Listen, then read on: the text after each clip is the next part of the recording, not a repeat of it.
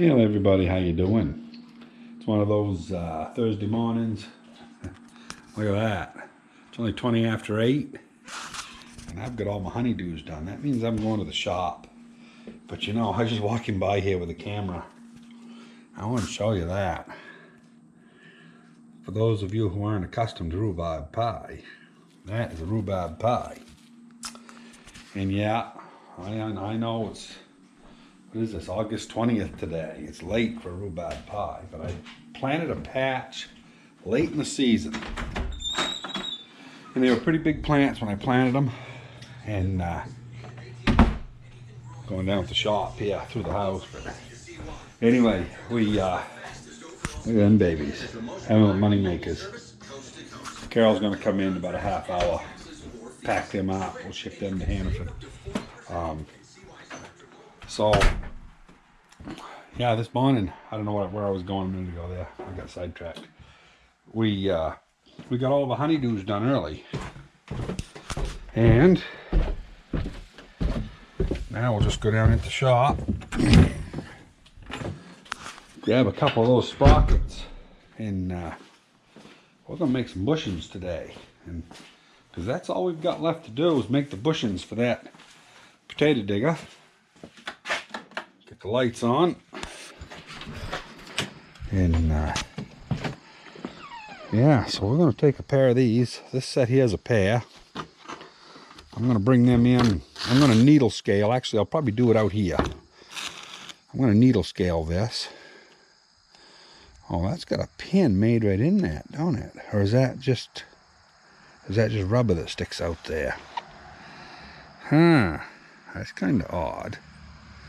Anyway, I'll pound around that. I'd say that's rubber, plastic, whatever these are. And yeah, I'll bolt these together. Yeah, it's kind of weird how these things are made. So anyway, yeah, once I get this all cleaned up, I'll bring you back here and we'll make some bushings. Well, I found this piece of hot roll, 2-inch. I'm just going to bore it and through the end up.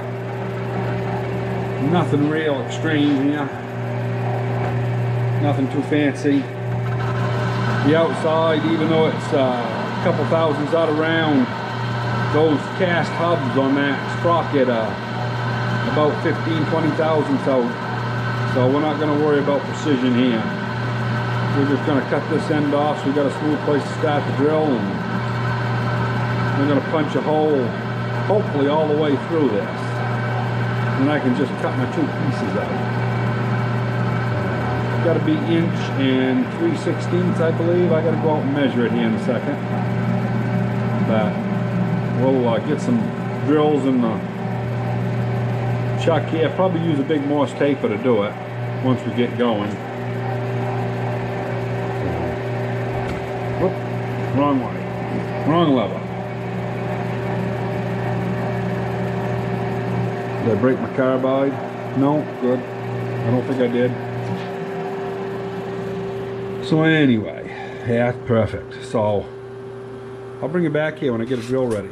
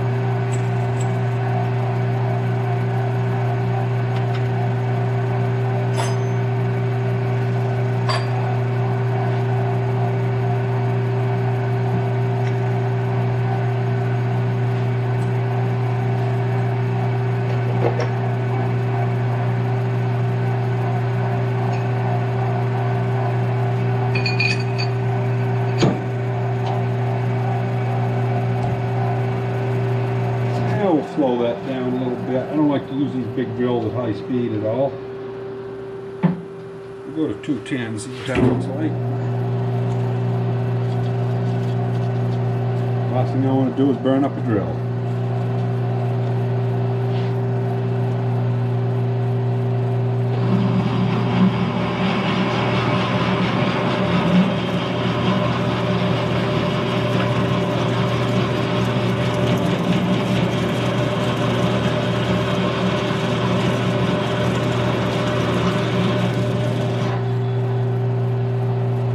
gonna drill fine.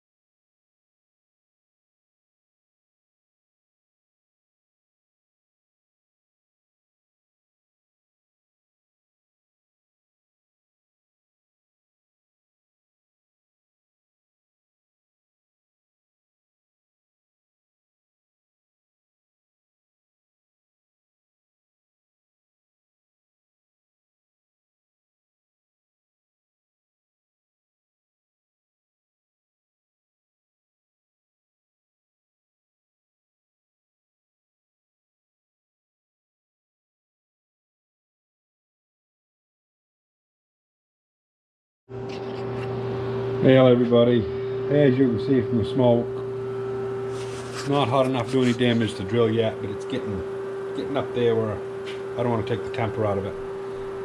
I've got in about 5 inches in the hole.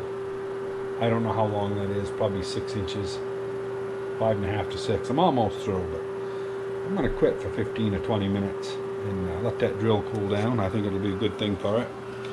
So this right here, when it's up tight, measures 2 inches from here to here, and it's about 40 thousandths shy when it goes from here to here. So whether or not this was all one piece and they actually just sawed it in two after it was all made, I'm not really sure what went on here, but it's going to make a good clamping fixture, because that's basically within 5 thousandths of being 2 inch on the outside. And I'm not going to worry about machining it true. I'm just going to clamp it in here, and we'll clamp it up. We'll bore the inside out to the size of the rear shaft on that potato digger, which I believe is 1 3/16. I got to go measure it again, make sure I remember right. And then when I get done, I'm going to mill a keyway on the top and cut a keyway in the bottom, broach it out. Once I get that all done, then I'm going to take it, I'm going to split it right down both sides. I'm going to do that on the bandsaw. I'm not going to be fussy about it. I'm going to clamp them in there and just saw them. And that should be all I got to do, really. Pretty simple thing to make. But anyway, I'll bring you back in about... Well, before I let you go, I was thinking here, you know, these acid brushes, that's what I use for the oil. Well, I was starting to show you guys, I don't know what happened to the camera, but this is just a couple of yogurt containers. It doesn't matter what it is for container as long as you got 2 of them. And one of them, you drop a neodymium magnet in the bottom. A friend of mine suggested this, and I don't know where he got the idea, but you just set it in there and then put your other one on top, and every time you go back with your brush, it sucks all the metal off, and they just sit there and they will set anyways you want them to, you know. That's the beauty of it. If you want it at an angle, which I don't like them this way because you hit your arm on this and it flips it out and it makes a mess, but I usually stick them back like that so that the handle's off to the back, and then I don't get my arm on it. But yeah, that, you know, if you're on a milling machine or a shaper and you want to stick it off to the side, doesn't matter where you go. I like that better than those no spills that everybody has, you know, that you got to have sitting on a flat. Anyway, just one of those things. A friend of mine suggested it, and it works excellent. And just I've been using that for over 10 years, I guess, and works good. Well, anyway, my drill's cool. Yeah, I wouldn't want to hang on to it very long, but it's cold enough I can drill with it. It's down probably 120. So we'll see if we can't push in the rest of the way here. Get a little oil in the back of that. Oh, I'll tell you what, we're almost through. I guess I should have just kept drilling before, because we are right there.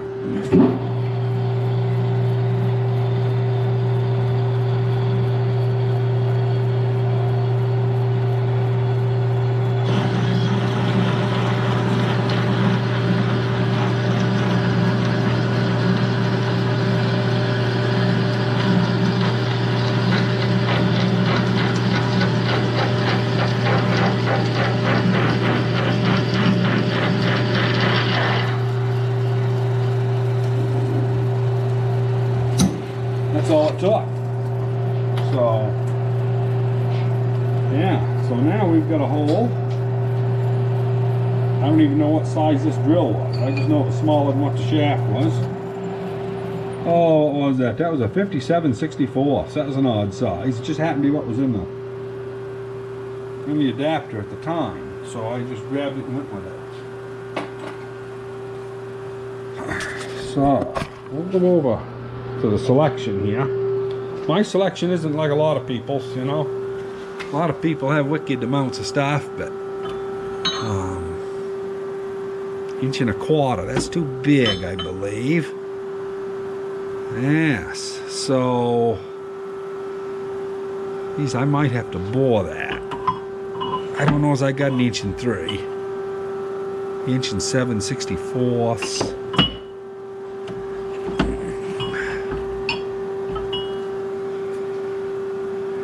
3/16 right there. Point don't look too awful bad. I've never sharpened any of these. I cleaned them up. They were all rust. You can see a little bit of the rust there. I'll get it in the light. They were pretty nasty, but it was one of the big reasons I bought this Monarch. When I bought the Monarch, all the drills came with it, and I've probably got close to 50 tool holders. And anyway, yeah, it's been, well, I'll tell you, these things have been super to have. But before I get that back out a little so we'll drive in there, before I drill that, we're going to go on out and take my mic and we'll measure that outside there. I'll be back in a minute. So this right here is the inside, and I want to get here where there isn't too much rust, and that is basically a little over, yeah, should be 187, 188, and it's a few thousandths over on that, but it's got a lot of scale. I'm going to say that's 1.3/16. That's what I'm going to call it. Yeah, we're going to call it that. Over here where the rust is, there's some material gone and some gained, so it's probably about right. That measures about 1.3 inches. Hope get out of the sun so you can see it. But we'll call it 1.3/16. I'm going to run that drill and call it good. And I'm not going to do any boring. And, oh, by golly, somebody wants me. Yeah, that was my nephew calling. He, we call him a nephew once removed. He, you know, when I was married to his aunt, I was his uncle, of course, and then we got divorced, but he still treats me like family, and we get along good. So he left his excavator key in my pickup. He was looking for it this morning. He finally woke up where he left it. I'm actually going to slow that down a little more. Like I said before, I don't like high speed on my big drills. It probably will handle that speed, but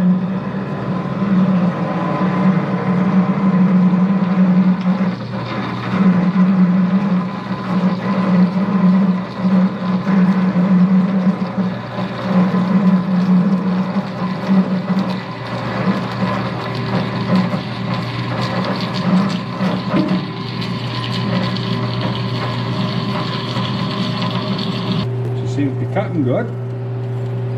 I didn't know if them corners was good enough to cut or not.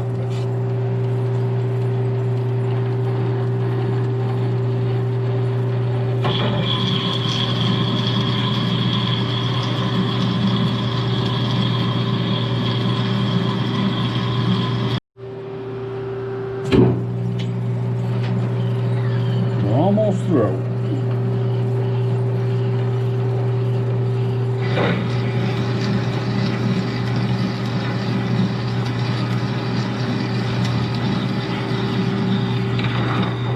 Go. Beautiful.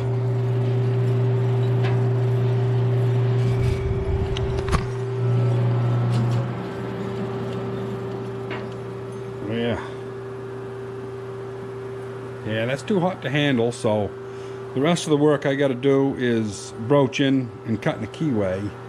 And I actually got to cut these in two, because I got to cut the keyways individual, because these two sprockets have to be indexed a ½ inch off, and I can't reverse them to do it because of the way they're made. So the way it's split, it would be almost perfect, you know, to just flip it over and it might come out right, but it probably wouldn't now, because it'd be a big jump.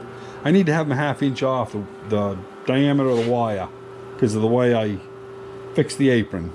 So anyway, I guess I got to part that off at the halfway mark. And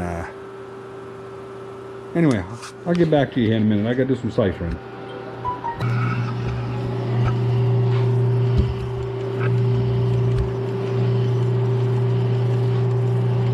That's about a spot for you.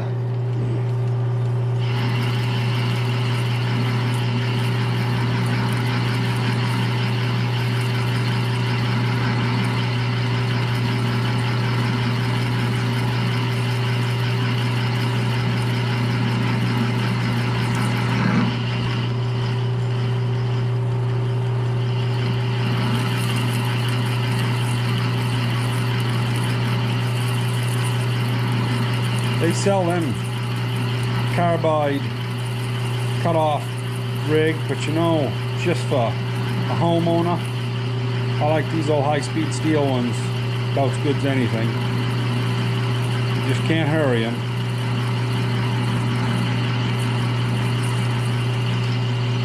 No shame in owning one, that's for sure.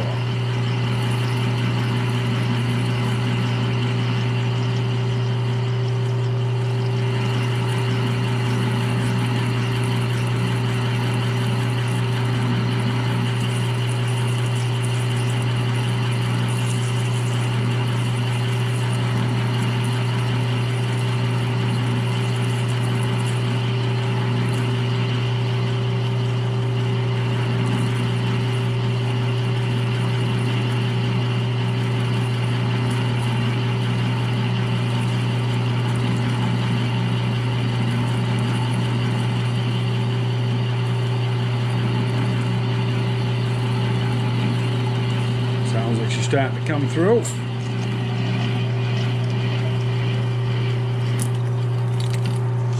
Beautiful.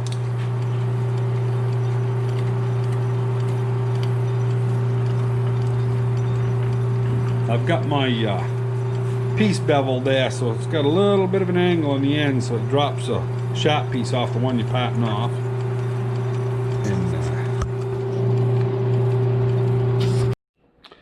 And hey, I'm sure 99% of you people that are watching this have used broaches, but for those of you who haven't, this is a, as you can see, made in China right there.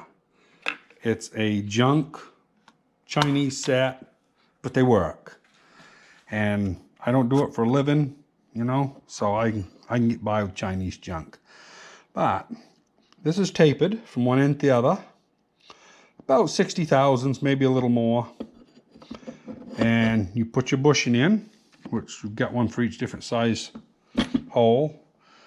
We'll put some oil on this, shove it down through one time. Then you take your spacers that come with it, set it behind it, and run it again. And every time it'll take the width of that shim out. And after 3 times, we should be to depth. So we'll get ready here and we'll do some pushing.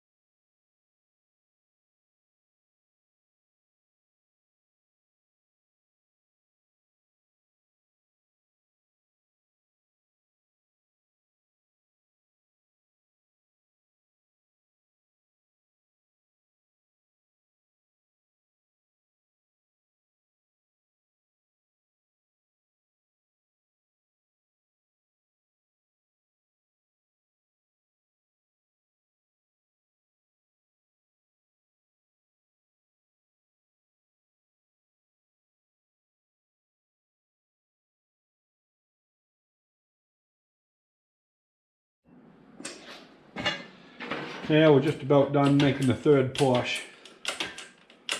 So we've got both spaces in the back. And anyway, it went right along good. It does go surprisingly hard though when you're using a 3/8 broach. I don't know how many tons it takes, but it takes a few. Plus you've got probably 7 or 8 cutters all cutting at the same time. So it's accumulative, you know. I guess what that's an old Cummins 455 Cummins or 855 block. It's an old Cummins wrist pin anyway, if anybody's curious.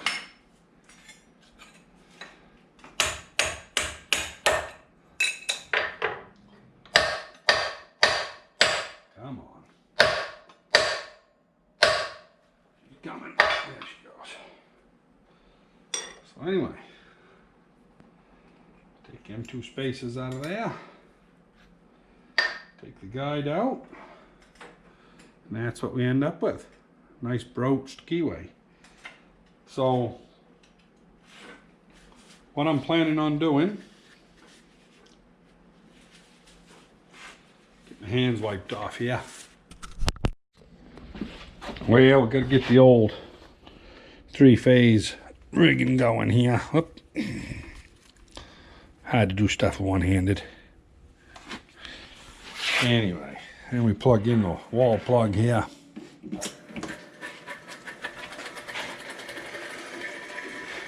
.30 amp converter. She gets up to speed. We'll snap her on. Take the belt off with your foot.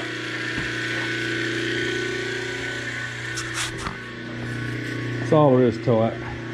Kind of a simple procedure, but one of these days I'm going to spend the money and buy one of those starter assemblies, but I just haven't got around that yet.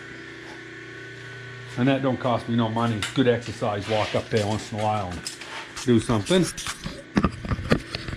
So anyway, I'm going to find the center here, and let's see what our speed's up to here. 1200.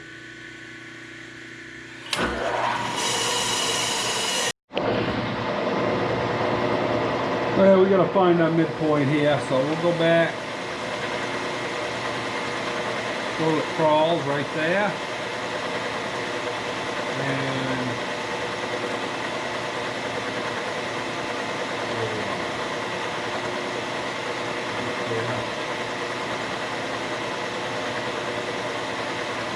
get it zeroed out. We come to the other side. Right there at crawl. Hit midpoint. Hit your Y. Gives us .904.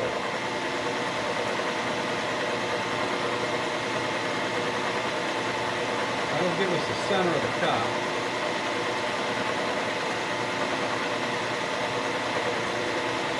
Right there. I'm going to lock that slide down.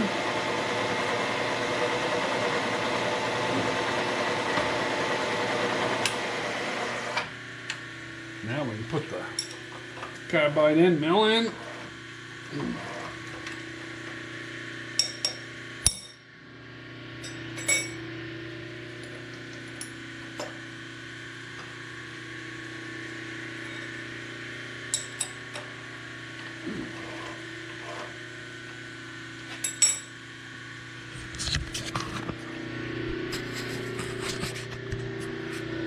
Now, just to show you what I was doing, where I'm headed here, that 1.188 is 1 3/16 inches. I divided it by 2,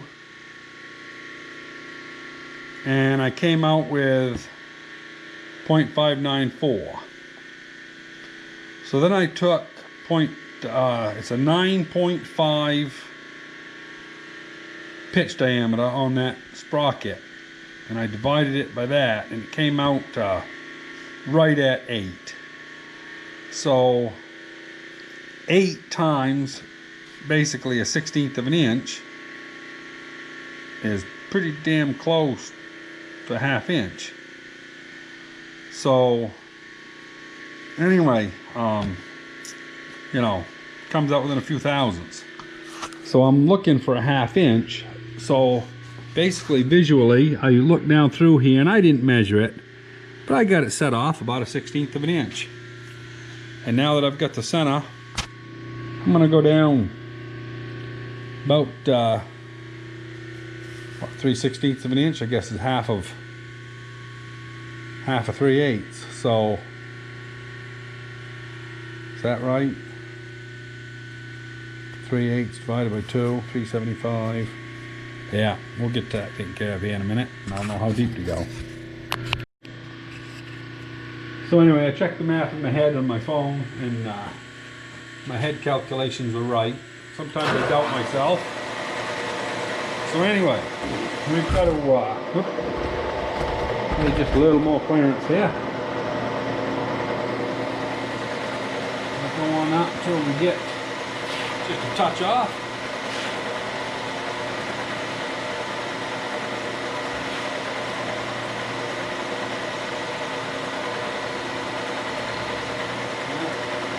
Right there's it.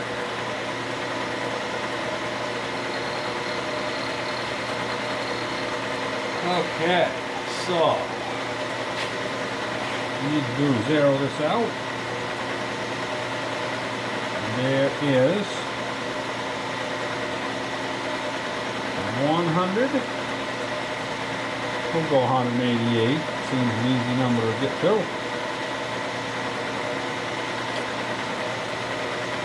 And get our oil.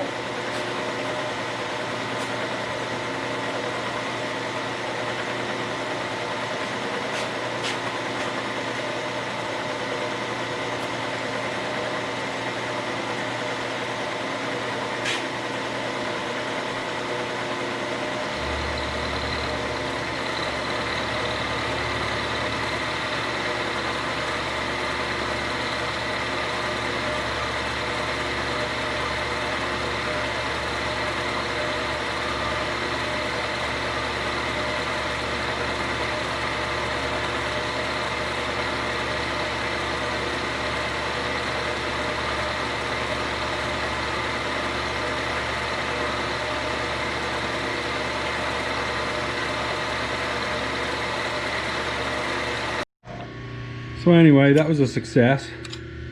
Nice snug fit, no movement. And yeah, all I got to do now is split them. And I'm going to mark them with some number stamps so I don't get them mixed up. And I'll have these 2 bushings finished. So this isn't a precision cut, this is just hacking them in 2 with a hacksaw. It's going to be close enough with the cave digger. No slitting saws used here. So anyway, I'll bring you back here when this is done. Well, hopefully you can see that number 2 there. I've got these all marked, sawed in 2.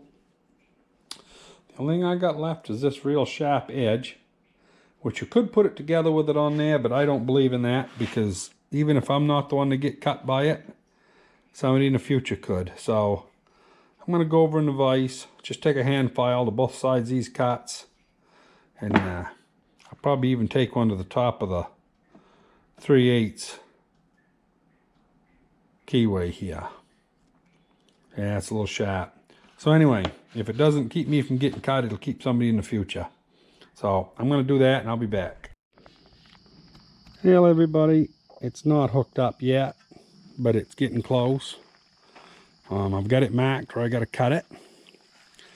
I've got all the new idlers in. Turn idlers are on up front.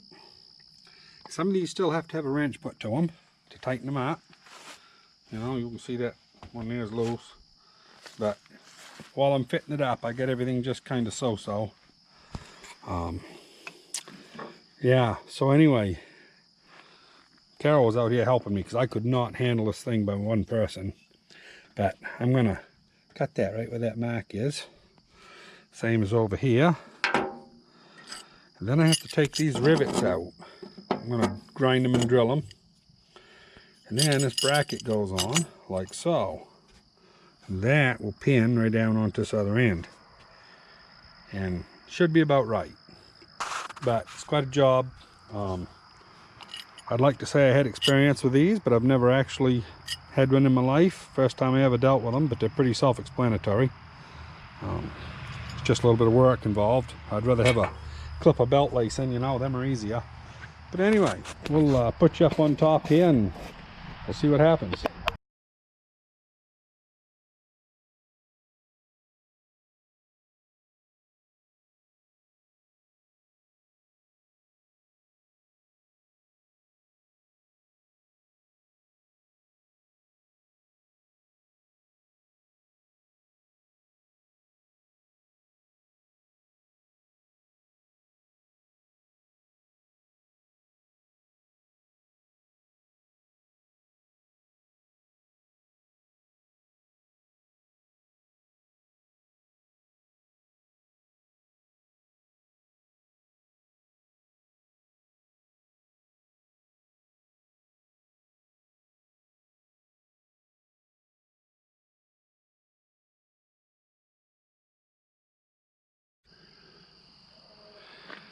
Well, I had you on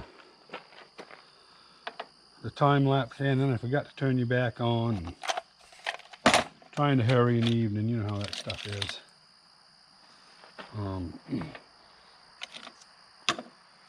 Let's see here what I can find. That's probably around a 3/8.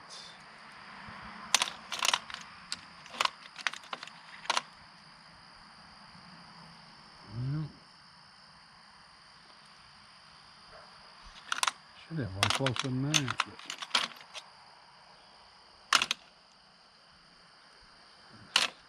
But the 3/8 one's gone, I guess. Huh. That'll work.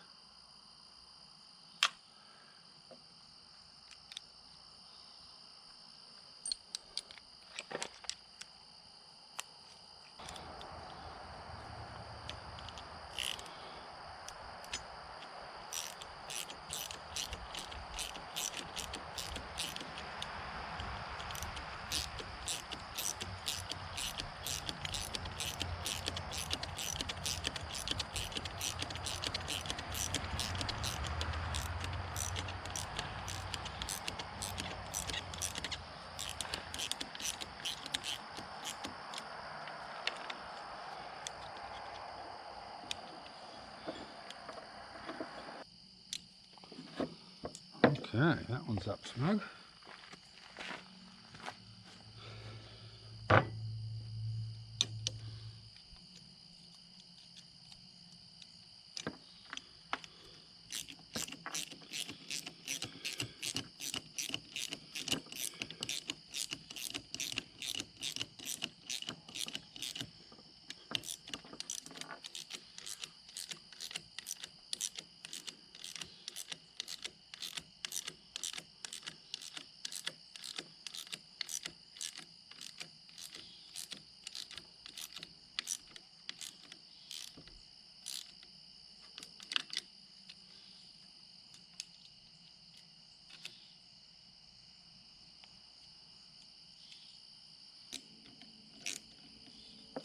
Beautiful.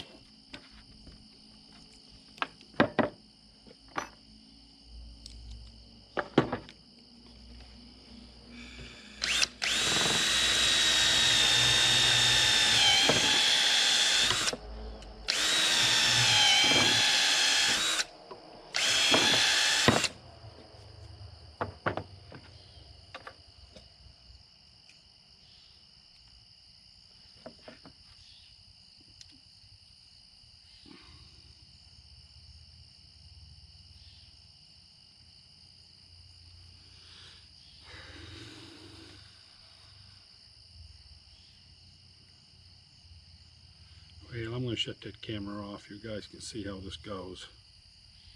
It's just slow, monotonous work. Well, everybody, this video is way too long, but that's how they go on. And that'll go right on to this one in the morning. I'm not going to deal with it tonight. As you can see, day's about over. I don't even know what time it is, but it must be about 8 o'clock or so. Beautiful evening. Just some light hazy sky. Just beautiful. Just cool enough so the midgies are out. But anyway, that's all right. We're going to quit for the night. And yeah, hope you enjoyed it. Subscribe if you like it. Hit the like button and all that good stuff. Yeah, tomorrow I'll take a video of putting that belt together and digging some potatoes.